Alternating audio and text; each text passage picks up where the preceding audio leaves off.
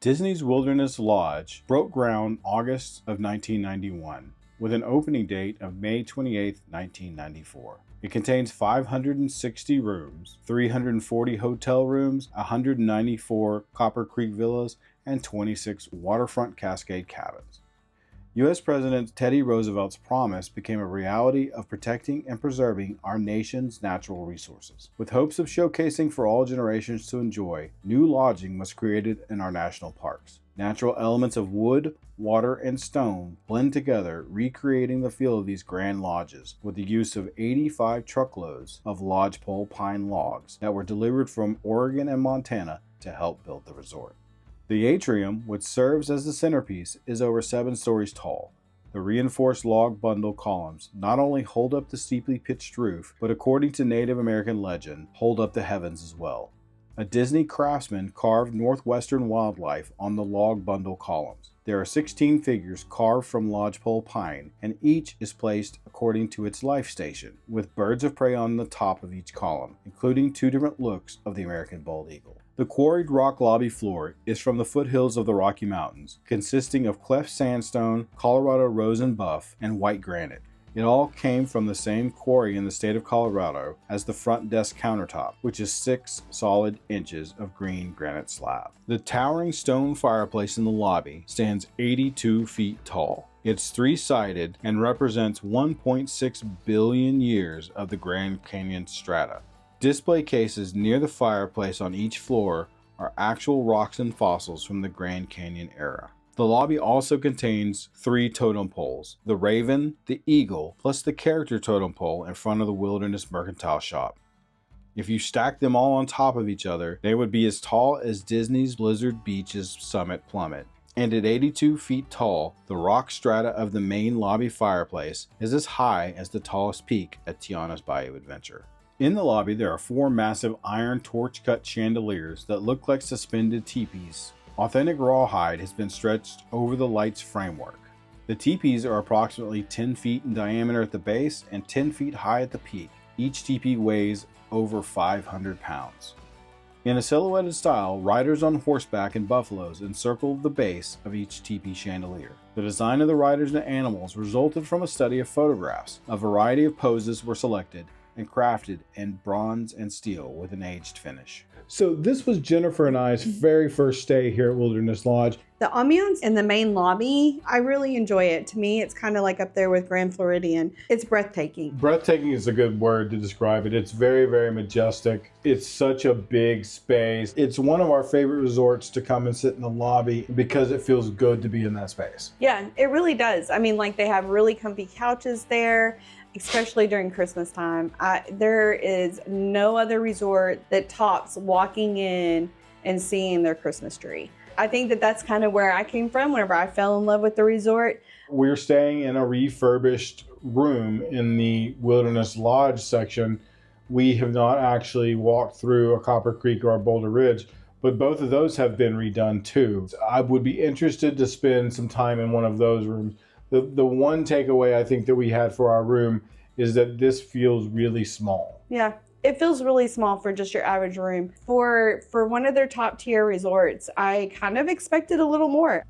Boulder Ridge Villas broke ground February of 1999 with an opening date of November 15, 2000. It's a rustic resort reminiscent of late 1800s hotels built along with the completion of the Transcontinental Railroad as settlers traveled to the northwest. It has 181 deluxe studio 1 to 2 bedroom villas. When the East met the West with the completion of the rail line that opened up a whole lot of opportunity to see the serenity and beauty along with adventure of the great outdoors. Railroad hotels provided the first lodging in this new frontier. As if the elements were found right in the Northwest, the exterior is a stone foundation with lower cedar shake and upper board and batten siding. The interior with post and beam engineering style made of lodgepole pine logs is a simple construction technique representing the fast-paced Rough Rider era. The 5-story atrium lobby has an octagon shape in tribute to railroad industry's roundhouses, a method of moving rolling stock from one line to another. The furniture outside on the porch portrays a style as if made from sticks or natural elements. Inside, tables give the illusion that they were all handmade with different poles or wood. The lobby and the rooms all have mismatched furniture and use calicos and broadcloth fabrics to suggest many of the early settlers brought their own materials with them from the east, but in settling in, left behind their old stuff and started a new life in the west. Just off the lobby is the Carrollwood Pacific Room. This room is a dedication to Walt Disney's love of the railroad, with photographs on the wall showing him with various trains. In 1950, Walt Disney built a scaled-down railroad in the backyard of his Los Angeles area home. Named the Carrollwood Pacific Railroad, with its locomotive named Lily Bell in honor of his wife Lillian, Walt Disney entertained family and friends with his miniature railroad. On loan from the Walt Disney Family Foundation are two original pieces of that train, a cattle car and a gondola car, along with a piece of the authentic track. Carrollwood Pacific Railroad is said to have given Walt Disney the idea of creating Disney theme parks, or at least entertaining guests in a broader scale. When he opened his first theme park in California in 1955, Walt Disney said, "I want it to look like nothing else, and it should be surrounded by a train." Copper Creek Villas broke ground January 2016 with an opening date of July 17, 2017. The theme is embodying modern life in America's Great Northwest. It contains deluxe studios, 1, 2, 3-bedroom grand villas, along with the waterfront Cascade cabins. As time passed, the importance of the Transcontinental Railroad faded, along with the railroad lines that traveled outward into the other areas. Copper Creek Villas and Cabins showcases the ingenuity of the locals living along the now trackless railroad system, embracing the infrastructure and environment by beautifying and welcoming a budding leisure industry. Locals embraced the retreating structures and started repairing, repurposing, and enhancing them, adding contemporary touches along the way. The waterfront Cascade cabins, which were originally built to house railway supervisors and site managers from Boulder Ridge, were repurposed, expanded, and enhanced to provide appropriate accommodations for leisure travelers. These cabins embrace and complement the gorgeous natural environment. So let's talk about pricing, because there's a lot of different options here. Being that there are regular hotel rooms and DVCs and one bedrooms and studios and cabins, there's a lot to go over. There is definitely a lot. Where we're staying, the Wilderness Lodge, the pricing for regular season is going to be between $670 and $750. We're only going to be giving you rack room rates. There's always a deal. There's always a special. Or you do pay it, but you also get free dining yeah, or something like that. The Boulder Ridge and Copper Creek are both pretty much the same in pricing. It's going to be regular season again. The deluxe studio is going to be $670. Then we have the 1-bedroom villas at $1,000, the 2-bedroom at $1,800, and then the 3-bedroom at $3,500. And all of those seem really expensive. If you have a multi-generational family and staying in a 3-bedroom and you look at it per person, I think that starts to make a lot more sense. Thinking about for us to spend that kind of money is not feasible. But I think that once you get over the initial sticker shock, if it makes sense, it may be cheaper than having 3 separate rooms. The 3-bedroom villas, if you're going to go there, they do have the Cascade cabins. Yeah, but the Cascade cabins are only 2-bedroom versus, so you're losing a bedroom. What you're gaining is the ambiance. You're gaining exclusivity. You're gaining things like having a hot tub on a back porch overlooking the lake. To me, that's the ultimate. I would love to be able to stay in that one of these days. If it is affordable for you, I would highly suggest those cabins. You know, a lot of people want to stay in the overwater bungalows at the Polynesian, but I'll tell you this, those overwater bungalows are on the path of the ferry boat, and that horn is going constantly, and it's great because you're looking across at Magic Kingdom. But if you want tranquil and beautiful and secluded, these are the cabins for you.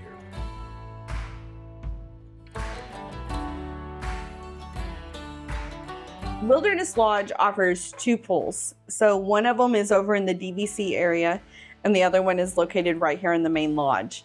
The main pool here was built in 1994 when the resort was built, and it doesn't have the theming and some of the amenities that the DVC pool has. Okay. That pool is an infinity edge pool. Yeah. It's got cabanas. It's got really great theming. We didn't spend any time at the pool on this trip, but if I was going to spend time at one of those two pools, I would want it to be that one. Well, and I can say also is that one is also a quieter pool. So versus like when we've been here, there has been a lot of people at the main swimming pool versus over there at the DVC pool. There is a splash pad at the main pool here that's not over at the DVC. But yeah, I mean, they both have something to offer. So it depends on what you're looking for. So transportation here at Wilderness Lodge is serviced in two ways. It's by boat or by bus. So by boat, you can go from here to Magic Kingdom. There's also a second boat. It's called the Blue Line, and it goes from Contemporary to Wilderness Lodge to Fort Wilderness. So you can sort of take the resort hop on that line. Yeah. And then the buses go everywhere else. So the buses, even though you can take a boat to Magic Kingdom, there is also a bus to Magic Kingdom. There is also a bus to Fort Wilderness, and then a bus to the other 3 theme parks plus Disney Springs. There is one shop located here, and that's the Mercantile Shop. It offers like Wilderness Lodge merchandise. Smokey the Bear is like one of their big themes that they have going on. And then they carry some just of the normal park merchandise. They do have Pandora here, a few watches. They do carry some of your normal everyday like household items that you might need as far as medicines or something like that. And then snacks in the very, very, very back. Other than that, the amenities that are here, you do have your normal laundry service that you can take advantage of, your gym, really and truly just your normal amenities that every place has. They do have like running trails here as well. So we saw plenty of signs for that we took photos of. We didn't take advantage of it though. No. The resort has 3 restaurants and a quick service. Quick service is called Roaring Fork. I've eaten there before. We didn't eat there on this trip. It was okay. I think it's pretty typical quick service resort Disney food. So most of us know what that means going in. It's going to fill you and satiate you, but you're not going to be wowed. The other restaurant is a restaurant and bar, and it's called Geyser Point. This is, in my opinion, one of the most unique restaurants on Disney property. Yeah. It's completely 100% open air. There's another one on property at Coronado that's like this, but it's open air all over. It's covered, but there are no walls. It's a bar in the center, and then there's tables under the covered area, and then there's some outside of that covered area. I had a bison burger, and Jen had a steak sandwich. This was our lunch today. My bison burger was moderate. It was okay. It was well cooked. Flavor of the bison was just a little bland for me, but it had nothing to do with the preparation. I think it maybe just needed a little salt and pepper, which I didn't ask for, so my fault. I've actually eaten here a couple times. I've had a few different things that they've had on the menu, and I've never been really disappointed, to be honest. My steak sandwich today was really good. The cheese sauce that dumped on top of it, yes please. Can I have like some more of that? I wanted to dump it on my fries. I wanted to dump it everywhere because it was really good. He served on a pretzel bun, which, I think elevated the flavor profile of the sandwich itself. So one of the other restaurants, and this restaurant has kind of a storied past. I don't know if you've ever heard of a restaurant chain called Dick's Last Resort. That's a restaurant chain where they sort of go in and abuse you and try to humiliate you. Yeah, embarrass you. This is not like that, but this was Disney's attempt at something similar that was way more family friendly. That over time has lessened to the point that they only have kind of one gag left, and it's when somebody asks for ketchup, then they scream it all out, and everybody in the restaurant brings their bottles of ketchup to the table. Right. And it's cute for kids. Kids like it, but it's the last sort of remaining remnant of what that restaurant used to be. This trip we had breakfast. Disney breakfast is always just Disney breakfast. It's your normal eggs. It's your typical eggs, your sausage, your bacon, your Mickey waffles. We got Mickey waffles. Yeah. So this restaurant you can order. They have like skillets. There's 3 different kinds of skillets. There's your sort of traditional American breakfast. There's more of a lighter one. I don't remember what the third one was, but then they also have entrees like avocado toast, or you can order just a plain Oatmeal. waffle. Or I think it's a step up from quick service. And then lastly, and this was a meal that I've sort of been looking forward to for a while because it gets a lot of solid reviews. I'm not a huge fan of character dining. I can get into the spirit of it, but it's kind of awkward, and what you're paying for sometimes are those characters and not necessarily the food. In this case, for this one, that's exactly what I felt like you were paying for. This is kind of prefix dining almost. So everybody gets the same set of appetizers, everybody gets the same set of desserts, but you do pick your entree. There's about 6 or 8 entrees that you can choose from. I had prime rib, Yorkshire pudding, mashed potatoes, and some carrots. Jen had the pork shank, and she had the choice of polenta or potatoes. I think she chose the potatoes. Potatoes, yes. I mean, I can't complain. So here's the thing. The appetizers, I really liked them. They had a lot of good flavors to them. They were very rich in flavor, so you didn't need a lot of them. This kind of served family style. Yeah, they have this strange presentation of this multi-tiered thing sits on your table. Like a branch with leaves on it. Right, and they stack the plates on there. We sat at a table for 2, and this thing took up a third of the entire table. Yeah. And it's completely unnecessary, in my opinion. I think for a table of 2, it's not necessary. And I think that dishes should be served a little differently for those tables of 2. My pork shank was great. Like, it was tender. It just, forked off the bone. Mashed potatoes, I can't complain. Had a decent amount of saltiness to it, but it wasn't overbearing. It gave it flavor. Desserts, like, again, served family style. My entree, I got prime rib, and the prime rib was okay. The potatoes I had, she asked if I wanted regular potatoes or I wanted horseradish potatoes. I chose to have the horseradish potatoes. I kind of wish I had not. I love horseradish and I love potatoes. My eyes were looking at on the plate is not what my tongue tasted, and so there was a disconnect for me.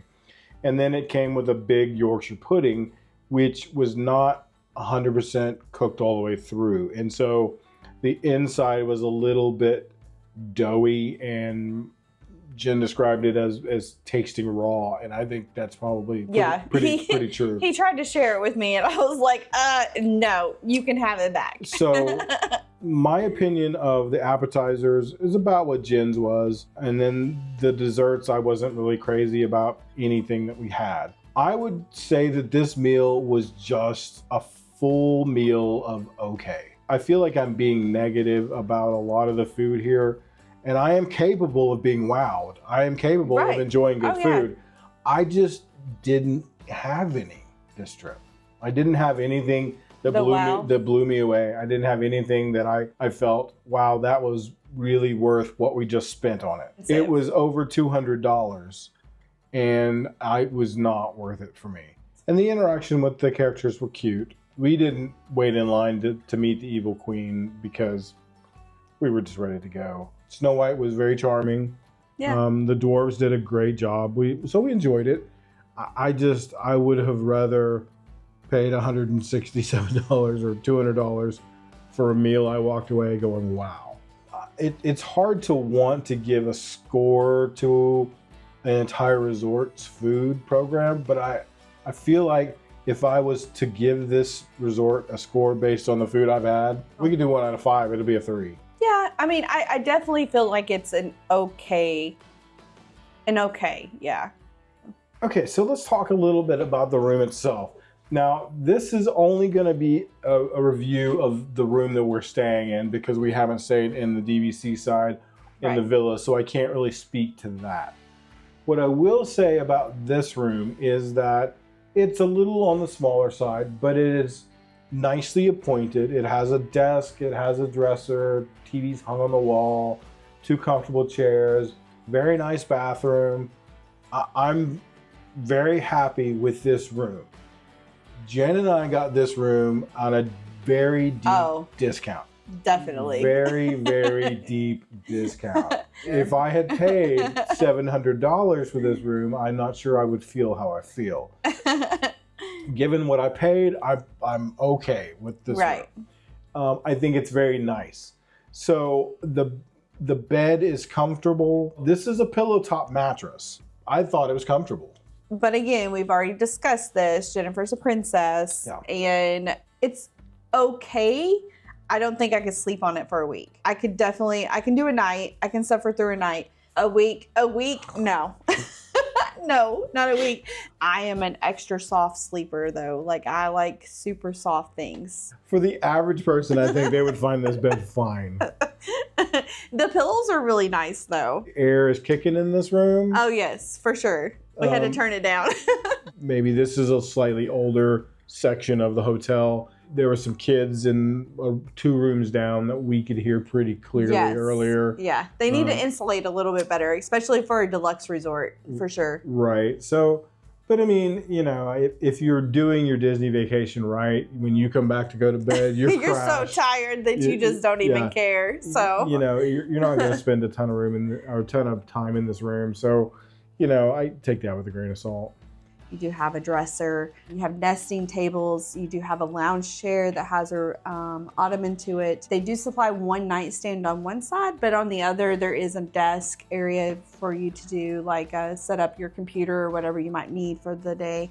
I will say one thing that kind of did wow me a little bit though was the headboard. They have ambient lighting behind it, they have reading lights on it, and both of those things are actually in the headboard itself. The other thing that I appreciate about this room, and it's kind of true of most newer Disney rooms, is there's tons of plugs and USBs. The other thing that a lot of deluxe resorts have that moderates or any other resort don't have are balconies or patios.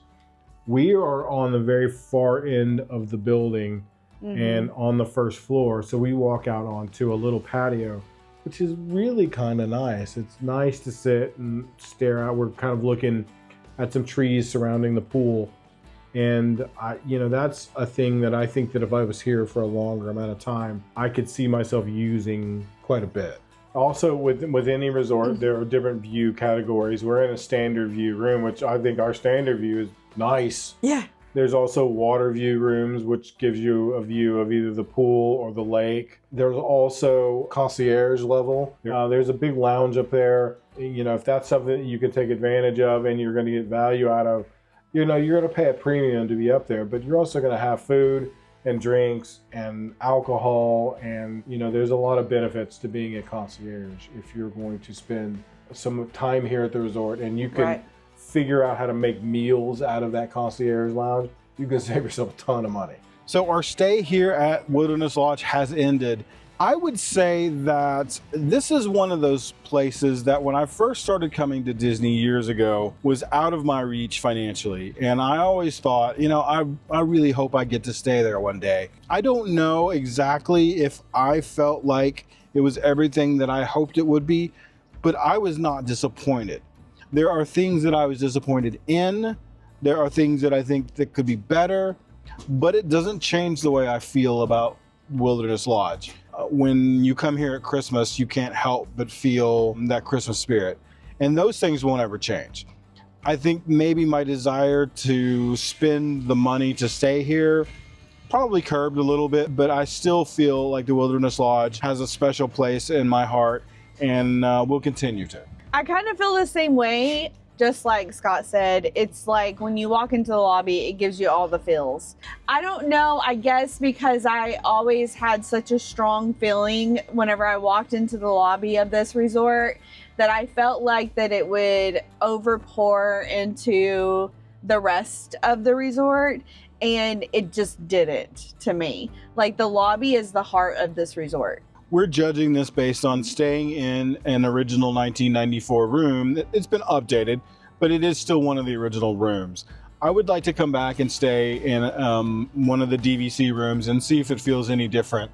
I'm with Jen. At the end of the day, my experience at a Disney resort is honestly what I do before I go into that room and what I do after I leave that room. And for me, the room itself is just where I sleep. Right. So I can spend $100 or I can spend $1,000, and really the feeling is the same. With that being said, don't necessarily feel like you need to stay here in order to have the feels, in order to take and enjoy the resort. You have the opportunity to come on property and enjoy it. Make a dinner reservation or a lunch reservation at one of the restaurants. Come on property. Walk around the resort, have all the feels, enjoy all the things that has to offer. So I think that we both sort of agree that this one is now checked off our list. Yeah. We're glad we did it. It doesn't change the way we feel about it. We'll come back many, many times. And the beauty of being at Disney World is it's not just the theme parks. You come here for the entire experience, and that includes the restaurants and that includes the resorts. And you can still experience all those things without spending the money to stay here. Everybody has different experiences, and I look forward to hearing yours. So if you will, leave those comments down below. Let us know when you stayed here, how you felt. Or if you have an upcoming trip and you have any questions for us that we can answer, please ask those questions down below. We really appreciate that, and look forward to more conversations about Wilderness Lodge. But I think for now, from outside of Disney's Wilderness Lodge, if never lost, then never found. So go get lost.